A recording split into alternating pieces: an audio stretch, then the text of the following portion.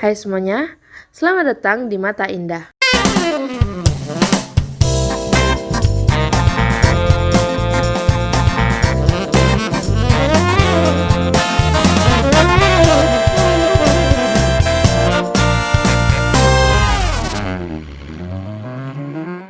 Kali ini kita akan membahas topik tentang dinamika kurikulum. Nah, kita membahas topik ini agar kita memiliki pemahaman yang benar bahwa kurikulum mengalami perubahan bukan untuk menyusahkan siswa, guru maupun orang tua.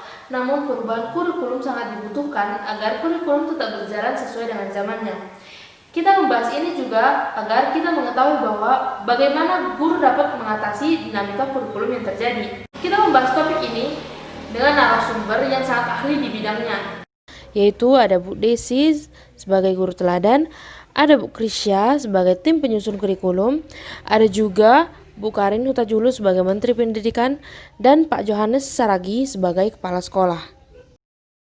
Sebelum kita masuk ke topik intinya, kita akan menonton satu video yang menunjukkan tentang dinamika kurikulum yang terjadi.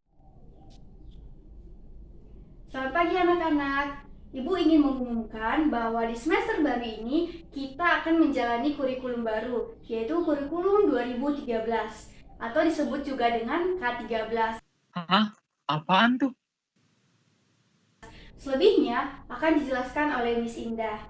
Demikian pemberitahuan dari saya, silakan melanjutkan kegiatan pembelajaran kembali. Terima kasih. Nah, tadi kalian udah dengar kan apa yang kepala sekolah bilang?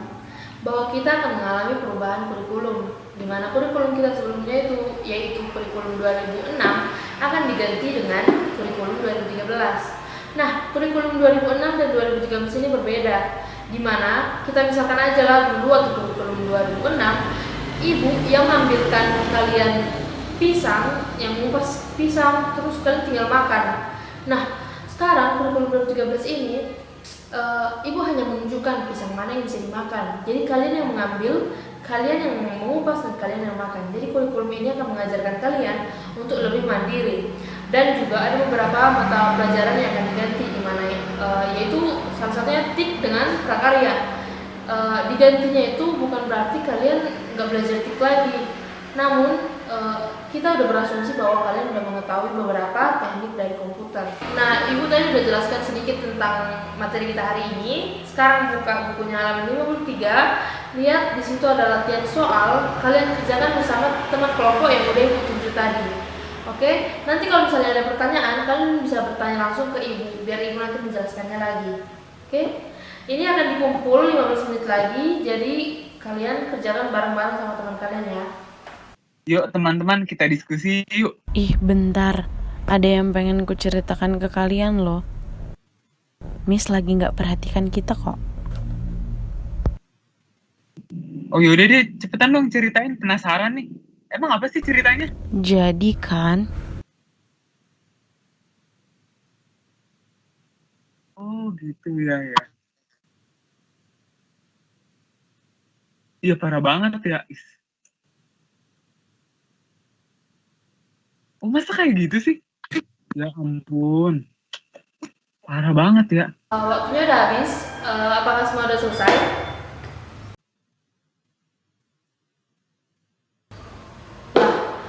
Tadi ibu tidak mendapatkan ada siswa yang bertanya ke ibu. Jadi ibu berasumsi bahwa kalian sudah mengerti. Nah, sekarang waktu ibu minta tugasnya kenapa belum selesai? Nah, nanti itu dilanjutkan di rumah ya, biar ibu jelaskan lagi, biar kalian lebih mengerti. Setelah kita menonton video tadi, terlihat bahwa kepala sekolah mengumumkan kurikulum mengalami perubahan, yang semula kurikulum 2006 menjadi kurikulum 2013. Guru pun menjelaskan kurikulum 2013 secara singkat. Karena kurikulum 2013 lebih memandirikan siswa, maka guru memberikan tugas kepada siswa, yaitu tugas kelompok. Namun tugas kelompok ini tidak berjalan dengan baik dikarenakan beberapa siswa yang tidak fokus dan tidak mengerjakan tugas kelompok dengan baik, sehingga guru tetap menjalankan materi pelajaran seperti biasanya. Saya ingin bertanya kepada Ibu Desi terlebih dahulu. Mengapa dinamika kurikulum ini dapat terjadi? Apa yang melatar belakanginya? Latar belakang terjadinya dinamika kurikulum pada dasarnya ada 4. Yang pertama adalah rencana yang amat besar tidak sesuai dengan waktu yang ada. maupun kemampuan guru, baik dalam skill maupun pengetahuan. Yang kedua, guru merasa tidak yakin dengan hasilnya karena kurangnya kejelasan maksud dari kurikulum. Yang ketiga, perubahan kurikulum menandakan bertambahnya pekerjaan, ketegangan dan kelelahan, sebab guru sudah terbiasa dengan sistem yang digunakan, harus beradaptasi dengan sistem yang baru. Yang keempat, sekolah tidak ingin membuka kritikan, tidak ingin membuka diri terhadap kritikan dari orang tua dan kelompok masyarakat yang berkepentingan. Terima kasih Bu Desi atas penjelasannya. Nah, setelah kita dengar penjelasan dari Bu Desi, saya ingin bertanya kepada Ibu Krisya selaku tim pembuat kurikulum. Mengapa sih kurikulum ini diubah? Apa sih sebenarnya tujuan dari perubahan kurikulum ini? Di sini saya akan menjelaskan mengenai konsep kurikulum. Yang pertama, kurikulum sebagai dokumentasi yang merupakan pedoman bagi guru dalam proses pembelajaran. Dan yang kedua, kurikulum sebagai implementasi. Ini merupakan realisasi dari pedoman dalam kegiatan pembelajaran. Tujuan utama kurikulum dibentuk. Yang pertama itu mengacu ke arah pencapaian tujuan pendidikan secara nasional. Yang kedua, mengembangkan sumber daya manusia yang lebih berkualitas. Yang ketiga, wadah bagi siswa untuk melihat kasih Allah di dalam kehidupan sehari-hari. Yang keempat, menyelidiki maksud Allah dalam setiap ciptaannya. Dalam Ibrani 1 ayat 1-2 dijelaskan bahwa metode yang dipakai Allah menjelaskan kepada nenek moyang itu cukup beragam atau dapat dikatakan sangat beragam, agar nenek moyang mengerti apa yang Allah maksudkan, seperti itu. Nah, sebagai seorang guru, terutama seorang guru Kristen, harusnya kita paham bahwa kurikulum itu sangat membantu siswa untuk mengerti dan melihat kebaikan Tuhan, kehebatan Tuhan dalam kehidupan sehari-hari. Mungkin kurikulum A lebih nyambung ke siswa A dan kurikulum B lebih nyambung ke siswa B.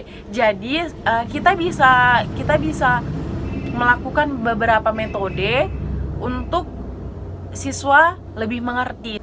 Nah, mengapa sih bisa ada perubahan kurikulum? Usaha ini merupakan sebuah usaha untuk pemulihan siswa menjadi lebih baik lagi, lebih mengerti mengenai konsep pembelajaran yang berlangsung dan dapat menghubungkannya dalam kehidupan sehari-hari. Seperti K13. K13 itu merupakan kurikulum praktik.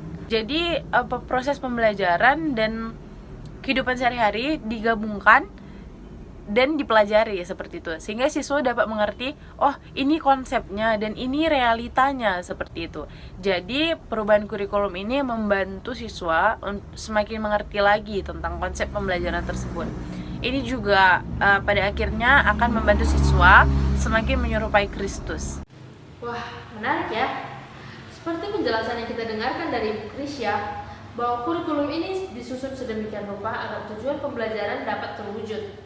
Nah, namun dinamika kurikulum ini tetap terjadi seperti yang kita lihat di video dan seperti penjelasan yang dipaparkan oleh Bu Desi.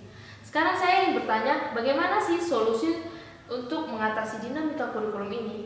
Saya ingin mendengarkan jawaban dari Bu Karin selaku Menteri Pendidikan, selaku yang memegang peran penting dalam pendidikan di Indonesia. Baik, kita ketahui bahwa inti dari kesuksesan kurikulum adalah guru, karena gurulah yang berhadapan langsung dengan siswa yang merupakan subjek dari tujuan pendidikan. Namun, berbicara tentang solusi dari dinamika kurikulum yang terjadi, itu merupakan suatu penyelesaian bersama oleh pemimpin sekolah, guru-guru, staf, dan tentunya orang tua. Kepercayaan, rasa hormat, kerjasama, komunikasi yang dijunjung tinggi, serta kepemimpinan bersama harus terus dibangun untuk membawa siswa tertuju pada kerajaan sorga. Tuhan memanggil kita semua agar setia dalam menjalankan kebenaran dan memperbaiki kembali apa yang telah dirusak oleh dosa. Dan kita juga harus mengajak sesama kita untuk ikut melakukannya bersama-sama. Setiap peran memiliki tugasnya masing-masing, seperti kepala sekolah yang harus memberikan kesempatan kepada guru untuk memimpin kurikulum yang terjadi di dalam kelas. Lalu para staf harus mengembangkan batas waktu yang dapat diterapkan untuk pekerjaan guru dalam hal administrasi.